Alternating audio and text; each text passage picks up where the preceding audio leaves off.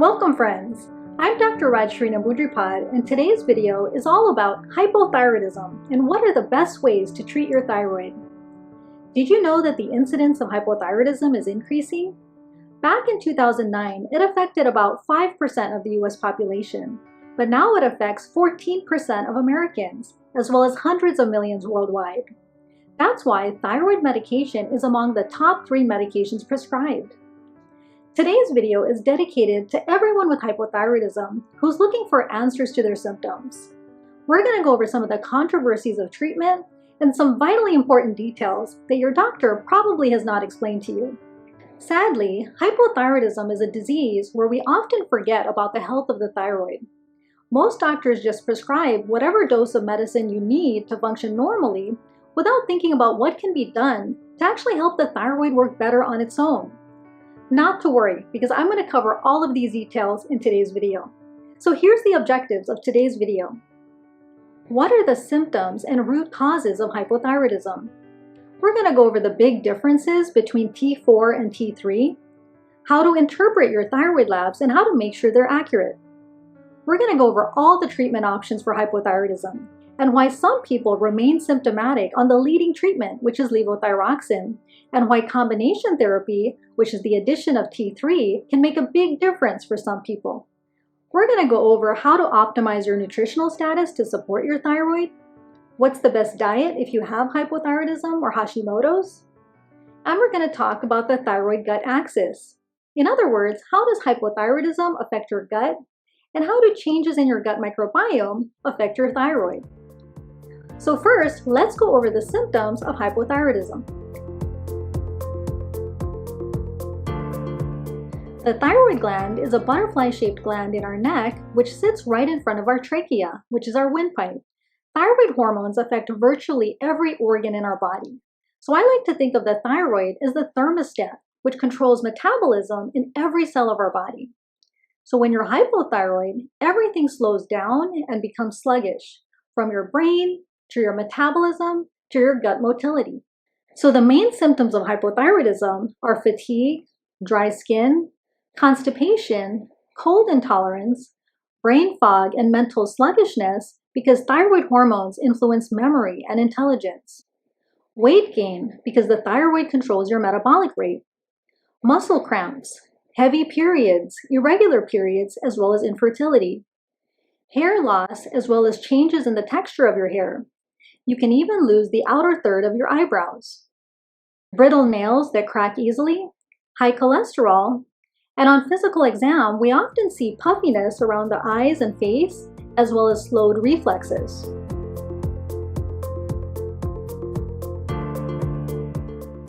In the United States, the #1 cause of hypothyroidism is Hashimoto's thyroid disease, which is an autoimmune condition. In Hashimoto's, the body makes an antibody called the thyroid peroxidase antibody, or TPO antibody for short, which attacks the thyroid gland, and over time can actually destroy parts of the thyroid gland so that it doesn't function as well.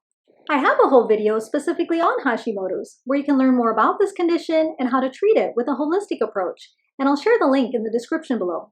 Worldwide, iodine deficiency is the #1 cause of hypothyroidism. When you're deficient in iodine, your thyroid will enlarge in order to compensate and increase its ability to concentrate iodine. So this is what we call a goiter. Nutrient deficiencies are another big cause of hypothyroidism because your thyroid needs key nutrients to function optimally. This includes deficiencies in selenium, iron, as well as zinc. Toxins and endocrine disruptors like heavy metals, pesticides, chemical sunscreens, and other chemicals like BPA, parabens, and phthalates can also disrupt your thyroid. This is why I always tell my patients not to use perfume, and especially don't spray it right on your neck, because that's like spraying chemicals right on your thyroid. This is a picture showing what the thyroid looks like under a microscope. The dark purple cells are follicular cells which produce thyroid hormones. The pink area is called colloid, where thyroid hormones are stored bound to proteins. The thyroid usually keeps a large storage of thyroid hormones just in case you go through a period of iodine deficiency.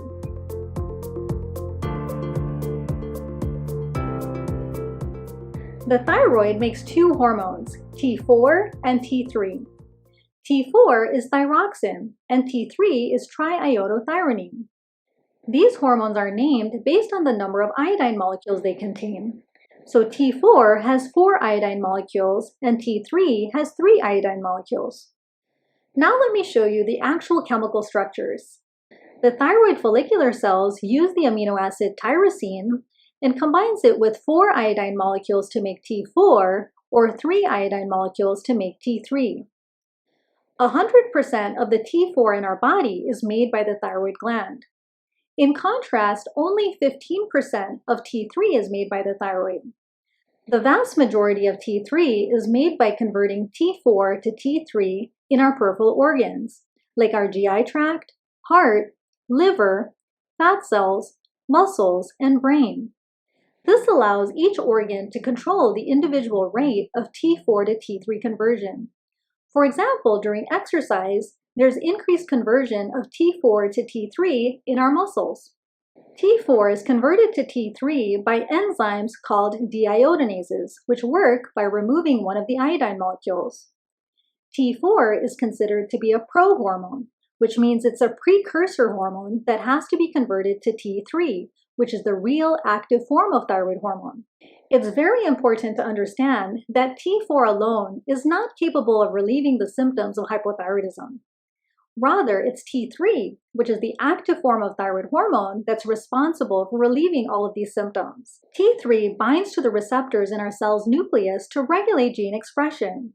So in our brain, it increases mental alertness. In our fat cells, it increases metabolic rate and heat production. In our cardiovascular system, it increases heart rate, cardiac output, and respiratory rate. And in our GI tract, it promotes motility. The deiodinase enzymes require a trace mineral called selenium. So if you're deficient in selenium, this could affect your T4 to T3 conversion. Another big difference between T4 and T3 are their half-lives. T4 has a long half-life of about 1 week, whereas T3 has a short half-life of about 1 day. Conversion of T4 to T3 can be impaired due to numerous other factors, including stress, infections, gut microbiome disturbances, impaired liver function, as well as nutrient deficiencies. For example, when you're under chronic stress, you're going to have high levels of cortisol being produced by your adrenal glands. So the high levels of cortisol actually cause your T4 to get converted through an alternative pathway to reverse T3. And reverse T3 is actually inactive in the body, and it competes with normal T3 at the receptor levels. So if you have high levels of reverse T3, it can actually lower your metabolism and energy levels. This is why there's a close relationship between your thyroid and adrenal glands. Now let's talk about how your brain regulates your thyroid.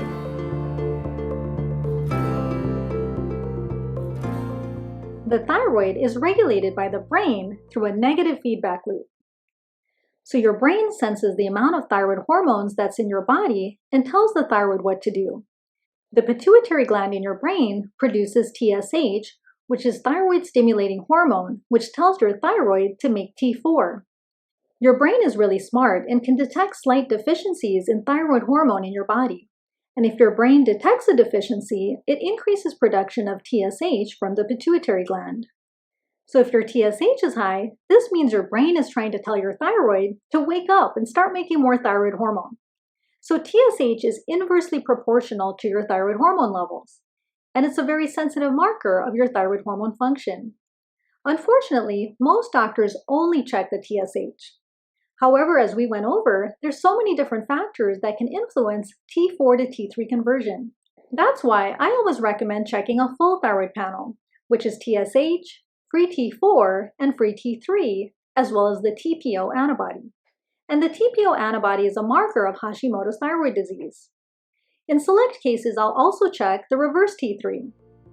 Now let's talk about the difference between hypothyroidism and subclinical hypothyroidism.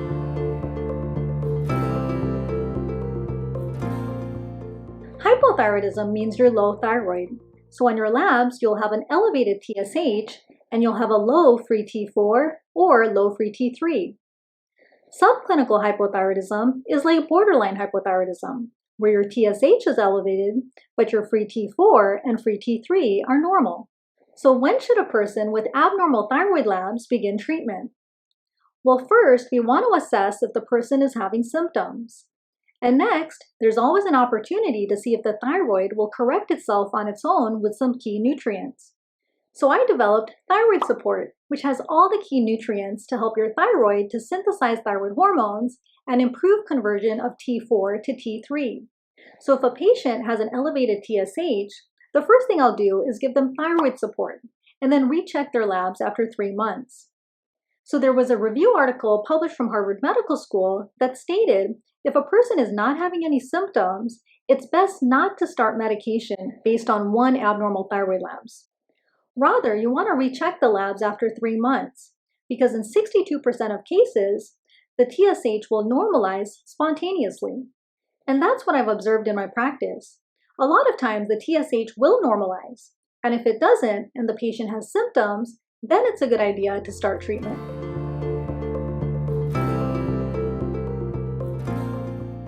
When it comes to treatment, there's a lot of different options available for thyroid hormone replacement. Some have T4, some have T3, and some have both. Usually, the standard approach is to try levothyroxine, which is a T4 medication. Levothyroxine is the #1 drug prescribed for hypothyroidism around the world.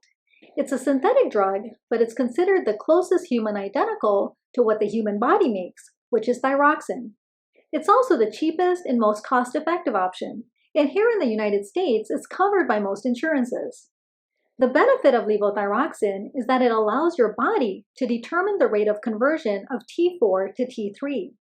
So in the various organs in your body, like your heart and your brain, your deiodinase enzymes will take the T4 in levothyroxine and convert it to T3 at whatever rate it feels is appropriate. So 80% of patients do fine on levothyroxine, and they have no problems utilizing the T4 that's present in levothyroxine and converting it to T3. However, 20% of patients remain symptomatic on levothyroxine, even with a normal TSH. And their doctor might tell them that their dose looks appropriate based on their labs. But remember, most doctors only check the TSH. So that's why it's so important to check a full thyroid panel, because maybe the patient is symptomatic because they're not converting T4 to T3. So they're still having symptoms of fatigue, brain fog, sluggishness, and cold intolerance. Remember, T3 is the active form of thyroid hormone that's responsible for relieving all the symptoms of hypothyroidism.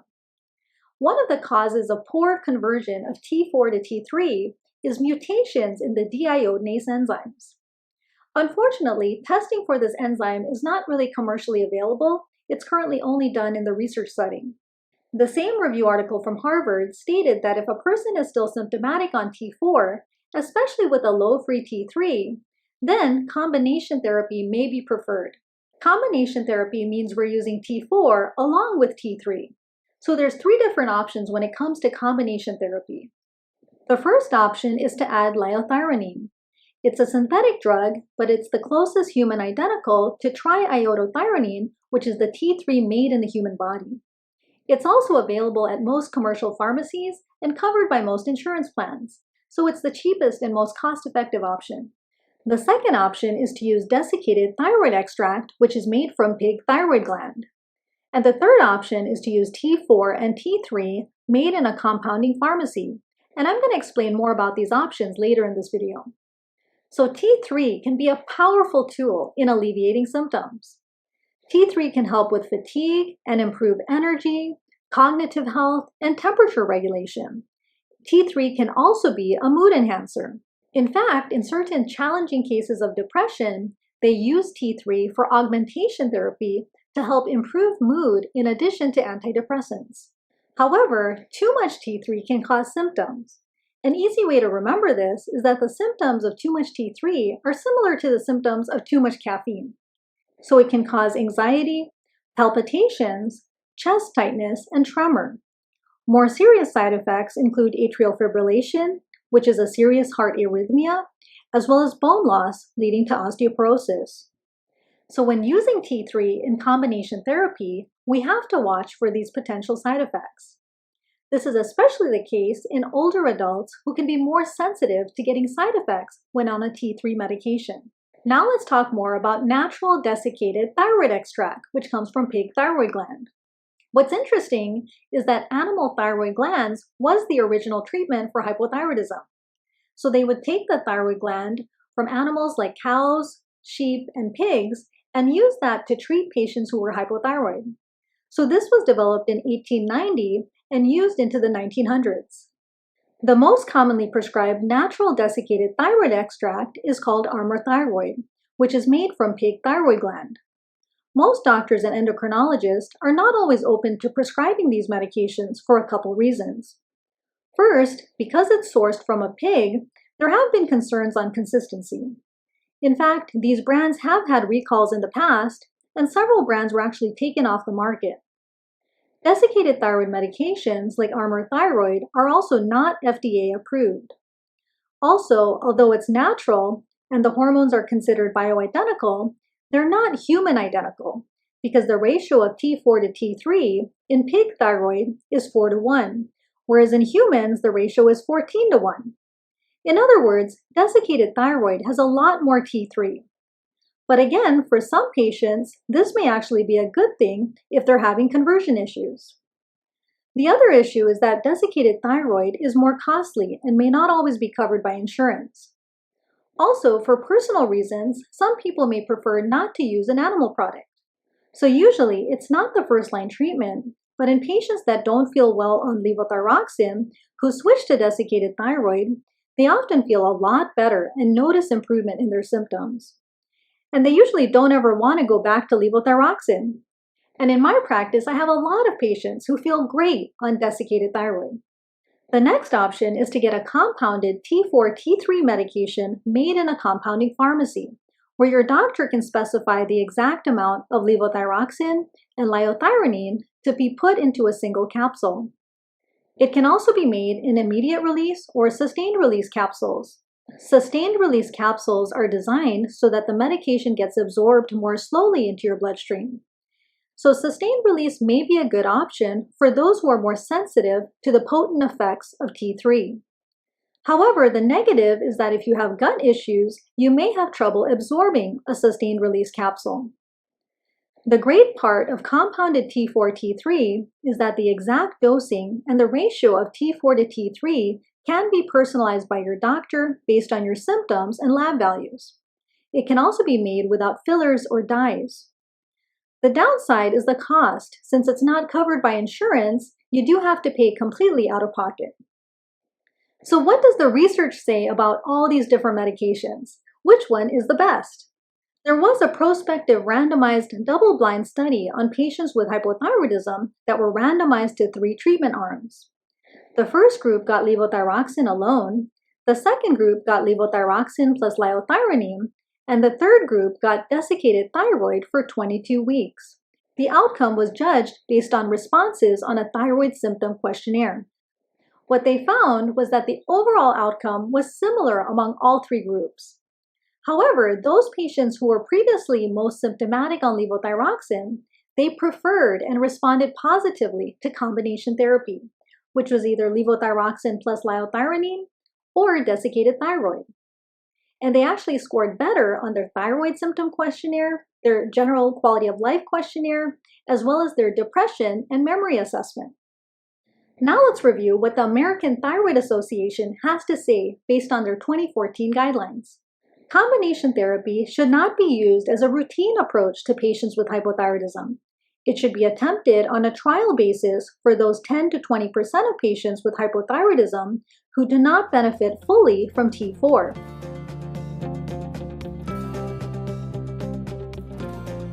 It's important to know that thyroid medications have active ingredients and inactive ingredients, which are like fillers. So here are the important facts to know. Thyroid medications are generally gluten-free, but some people can be sensitive to some of the inactive ingredients, which are fillers, such as cornstarch, as well as colors and dyes. While reactions to these inactive ingredients is pretty rare, there are some sensitive individuals, like those with mast cell activation syndrome, who can react to these fillers that are present in commercially available thyroid medications. So they can get symptoms like rashes, hives, and other allergy symptoms when taking their thyroid medication. So they may need to have their medications made at a specialty compounding pharmacy without any fillers.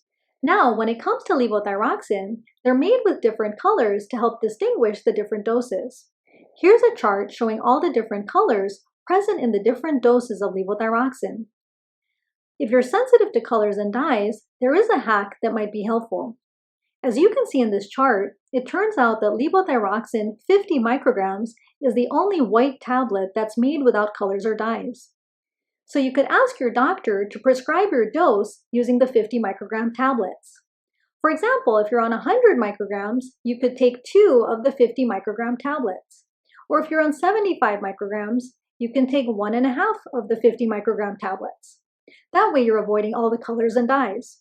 What other options do we have for patients who are really sensitive?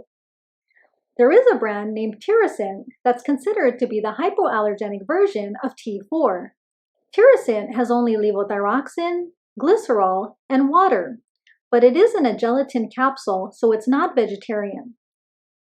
Tirosint Sol is actually a solution that comes in ampules that you can actually put directly in your mouth or mix with water, and it literally only has levothyroxine, glycerol, and water. So this can be a good option for those who are really sensitive, those who can't swallow pills, or those who have gut absorption issues. The downside is that Tirosint is more expensive and it's not always covered by insurance. Now, what's the best way to take your thyroid medication? So thyroid medication should be taken first thing in the morning on an empty stomach, 30 minutes to an hour before eating. And that's because food can actually interfere with the absorption of thyroid medication. Other things that can interfere with the absorption of thyroid medication include coffee, iron, calcium, and soy. So if you're on any iron or calcium supplements, you want to make sure to have those at least 4 hours separate from your thyroid medication. Consistency is really key when it comes to taking your thyroid medication, and your doctor can usually adjust your dose based on your lifestyle. So for example, if you always drink coffee about 20 minutes after taking your thyroid medicine, then your doctor should be able to adjust your dose so that this routine can work for you. But if you're inconsistent, that's when we see changes in the TSH value, and that can lead to a lot of incorrect dose changes. Now let's talk about the goals for your labs. So normal TSH is 0.4 to 4.5, but many people argue that optimal TSH is under 3. So the goal of treatment is to optimize your symptoms without causing any side effects and without suppressing the TSH. Because if we suppress the TSH, this could put you at higher risk of bone loss, leading to osteoporosis, as well as arrhythmias like atrial fibrillation. Also, you want to have your free T4 and most importantly, your free T3 in the normal range. And when all your thyroid labs are in the normal range, then you're considered euthyroid. There are two opposite philosophies that I often see among my patients. I have some patients who want to take as much thyroid hormone as possible, thinking it's going to help them feel better. And then I have other patients who want to take as little as possible, despite having symptoms. So it's important to remember that thyroid hormones are like the Goldilocks hormones. Too much or too little can cause symptoms, so it has to be dosed just right. Now let's talk about how to get accurate thyroid labs.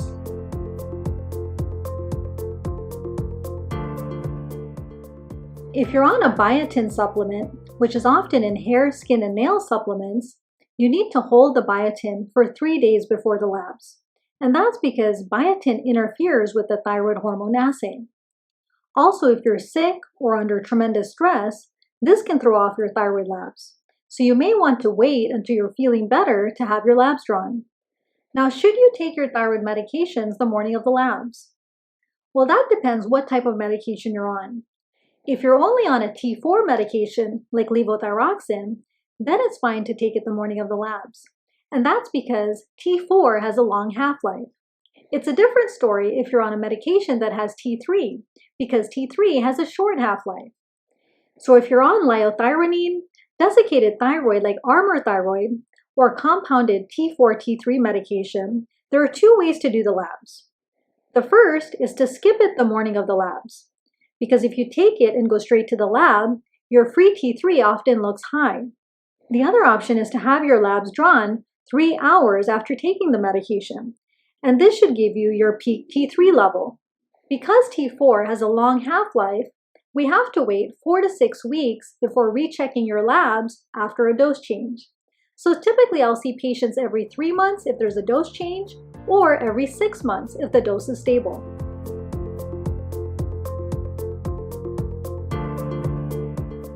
On your labs, it's also helpful to have your doctor check some key nutrient levels. First, you want to optimize your iron stores because a lot of symptoms of low iron can mimic symptoms of hypothyroidism. For example, it can cause fatigue, cold intolerance, hair loss, brittle nails, and muscle cramps. On your labs, you want to optimize your ferritin, which is your iron stores, to over 50. And if you're still having symptoms, then you may want to actually aim to get your ferritin over 100. And this can really help with hair growth and cold toleration. In addition, studies have shown that iron deficiency can affect thyroid metabolism, reduce T4 and T3 levels, and reduce peripheral conversion of T4 to T3. In addition, the initial steps of thyroid hormone synthesis are catalyzed by the thyroid peroxidase enzyme, which is an iron-dependent protein. Other nutrients that I look at on my patients' labs include zinc, which affects T4 to T3 conversion. And studies have shown that zinc has a regulatory effect on thyroid hormones. So you want to optimize your zinc level to over 90.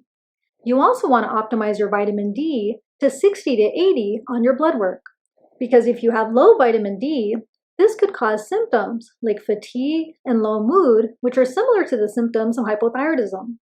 Homocysteine is a marker of methylation and an inverse marker of your B vitamins. So the lower the homocysteine, the better, and optimal homocysteine is 6. So how can we help support the thyroid by providing it with all the key nutrients? So I created Thyroid Support to help patients with hypothyroidism as well as Hashimoto's. Thyroid Support has all the key nutrients your thyroid needs to synthesize thyroid hormones and improve conversion of T4 to T3. First, it has the building blocks of thyroid hormone synthesis, which is the amino acid tyrosine, as well as iodine. Second, it has the conversion factors to improve T4 to T3 conversion, which includes selenium, zinc, and vitamin A. Selenium is also research proven to help lower the TPO antibody in Hashimoto's. Third, it helps to protect your thyroid from all the oxidative stress and free radicals that we're exposed to from the environment. So it has some powerful antioxidants like vitamin C, vitamin E, as well as NAC. NAC stands for N-acetylcysteine, which is the precursor to glutathione, which is the master antioxidant and detoxifier for our cells. It also has turmeric root extract for inflammation, and an Ayurvedic herb known as guggul resin, which is known to improve thyroid hormone production. Next, it has ashwagandha, which is an adaptogenic herb which helps your adrenal glands better handle stress.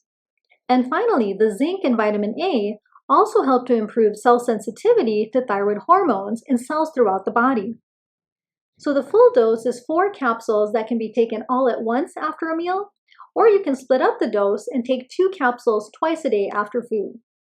Some other key supplements that I recommend to all my thyroid patients include vitamin D3 with K2, omega-3 fish oil, which is universally good for your heart and brain and for reducing inflammation, and magnesium at bedtime, which can help improve your sleep quality and help to keep your bowels regular.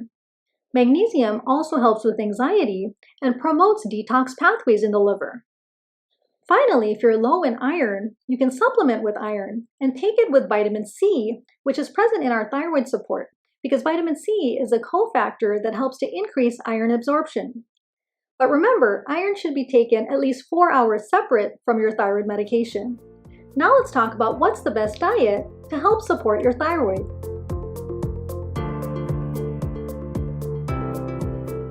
You want to eat organic as much as possible because pesticides can interfere with thyroid hormone function. You want to eat balanced meals in order to stabilize your blood sugar, because if your blood sugar is going up and down because you're eating mostly carbs and sugars, this can cause anxiety, mood swings, and changes in your energy level. Sometimes people often attribute these symptoms to their thyroid when really it's being caused by their diet. Foods that can help balance your blood sugar include vegetables, which have fiber, as well as quality proteins like wild salmon, organic chicken, grass-fed beef, and pasture-raised eggs. If you're vegetarian, you can eat beans and lentils. Incorporating more good fats like avocados, walnuts, and olive oil can also help to keep you full.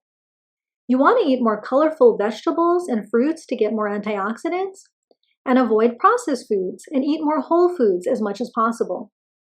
You also want to minimize your intake of refined sugar as well as restaurant oils, which are inflammatory. Now let's talk about cruciferous vegetables. In the past, it was thought that cruciferous vegetables would interfere with iodine uptake by the thyroid and cause a goiter, so they were called goitrogens. But now this is no longer a concern because iodine deficiency is very rare since the introduction of iodized salt. Also remember, iodine is present in thyroid support. Also, when cruciferous vegetables are cooked, they do not interfere with iodine uptake by the thyroid gland. Cruciferous vegetables like broccoli, cauliflower, kale, and Brussels sprouts are actually superfoods, so I encourage you to eat more of them because they're rich in sulforaphane, so they have anti-cancer properties. And they also have a compound called DIM, which helps with estrogen metabolism, and they're good for your gut microbiome. Next, it's good to know your food allergies because everyone is different. I recommend getting an IgE food panel, which is available through most standard labs and is considered very accurate and easy to interpret. So the most common food allergies are gluten, which is present in wheat, dairy, soy, eggs, nuts, as well as seafood. Now, if you have any allergies, it's good to do a trial of elimination off of these foods to see if your health improves. Now, what about soy? Soy is really controversial. The literature shows that soy can interfere with the absorption of thyroid medication. Soy consumption has also been associated with a higher TSH level. So if you have Hashimoto's, I definitely recommend avoiding soy, which is a common food sensitivity. In fact, in Hashimoto's, which is an autoimmune disease, it's recommended to avoid gluten, dairy, and soy because these are the most common food sensitivities and allergies that can trigger gut inflammation that can contribute to the autoimmune process.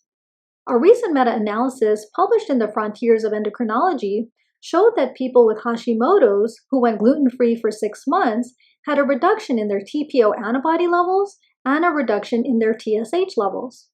What about coffee? Well, 1 cup of coffee in the morning might be fine. But if you suffer from anxiety, migraine headaches, or insomnia, then it might be a good idea to eliminate coffee to see if your health improves. Now, what about Brazil nuts? You might have heard that they contain selenium. Now, if you enjoy them, you can certainly eat them, but Brazil nuts can be inconsistent in their selenium content. So that's why taking a supplement like Thyroid Support can help you to get a consistent amount of selenium every day. Now let's move on and talk about the Thyroid-Gut Axis.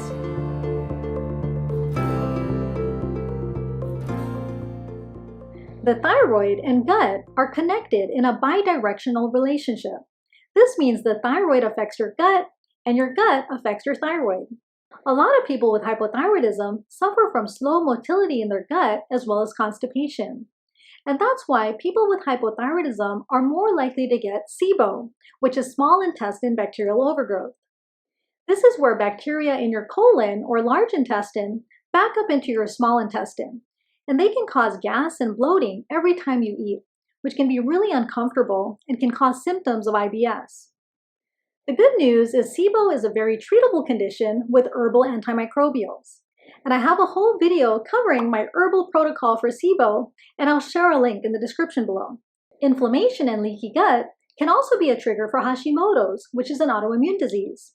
So if you'd like to learn more about gut health, I have a whole playlist of videos, including my video on leaky gut, candida, as well as H. pylori, and I'll share the links in the description below. Given that about 20% of T4 to T3 conversion takes place in your gut, improving the health of your gut microbiome can help to improve the conversion process and improve your T3 levels. To improve the diversity of your gut microbiome, it can be helpful to take a high-potency, broad-spectrum probiotic, like our probiotic 100 billion or our probiotic 225 billion. And both have over 5 strains of lactobacillus and bifidobacterium, which are the good bacteria for your gut. If you have symptoms of IBS, you may also want to try Saccharomyces boulardii. This is a probiotic yeast, and research shows that it can help improve symptoms of IBS and help prevent the overgrowth of bad yeast like Candida and parasites in the gut. Next, one of the best tools we have to improve our digestion is digestive enzymes. Our Digestive Enzyme Pro can really help with symptoms of bloating by helping you break down proteins, fats, and carbohydrates in your food. The better you digest your food, the more nutrients you absorb. And you can also help prevent an inflammatory cascade that can sometimes be triggered by undigested food particles in your gut. A lot of people with hypothyroidism suffer from low stomach acid, known as achlorhydria. A clue that you might have this problem is if you have a lot of burping, belching, and bloating after meals. If that's the case, you may benefit from taking betaine and pepsin. Betaine is hydrochloric acid, and pepsin is the enzyme to break down proteins. You can try 1 capsule after a meal, and if you don't feel anything, meaning no burning, this means you need it and you're not making enough stomach acid on your own. Now remember, people with hypothyroidism often suffer from slowed motility in the gut. So if you're suffering from constipation or bloating, I recommend taking essential magnesium and motility activator at bedtime. Magnesium works as a natural osmotic laxative, so it gently pulls water into your colon. Motility activator is a patented formula of ginger, and it helps to promote motility throughout your small intestine and colon. Finally, my 2 favorite supplements for healing inflammation in the gut are L-glutamine powder and IgG Guard. L-glutamine is an amino acid that's food for the cells lining your small intestine called enterocytes, and it helps to seal up the tight junctions between the cells. IgG Guard is immunoglobulins derived from bovine serum that works to rapidly heal inflammation in the gut. It also binds to toxins and microbes and can help to improve food sensitivity. So both of these supplements are excellent for treating leaky gut. There's so much to learn when it comes to gut health. So if you'd like to learn more about these products or how best to take them, please visit my supplement store, where I share a lot of helpful tips as well as links to videos that may be helpful.